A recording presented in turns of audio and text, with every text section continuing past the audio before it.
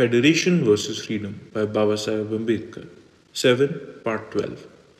Why is the authority of Parliament limited? To understand this, it is necessary to note the exact limits of the authority of Parliament. According to law, the authority of the Parliament to legislate extends only to the countries which are the dominions of the king. The states did not form part of the dominions of the king, and none of them, not even the finest of them, was subject to the legislative authority of the Parliament. The Government of India Act makes no changes in this status of the state. The state remain foreign territories in spite of the status and in spite of the federation, and as they were before the federation. This is the most extraordinary state about the Indian Federation, namely that the different units are as between themselves foreign states. As the Act does not make the states dominions of the king, Parliament gets no right to legislate about them.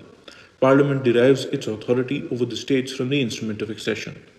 That being so, the authority of Parliament cannot but be limited to what is transferred to it by the states through their instruments.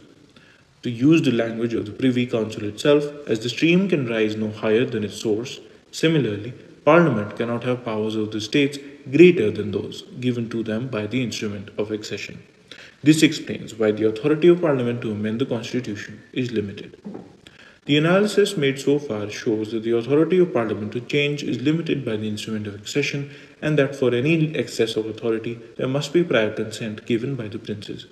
As a legal effect of the provisions of the Act, it may not be shocking, but consider the fact that the provisions in regard to which the Parliament has no power to change include those that relate to the transposition of such subjects as defence and external affairs from the category of reserved to that of transferred, and that it will not have the power unless the princes consent expressly to confer that authority on Parliament and permit it to do so.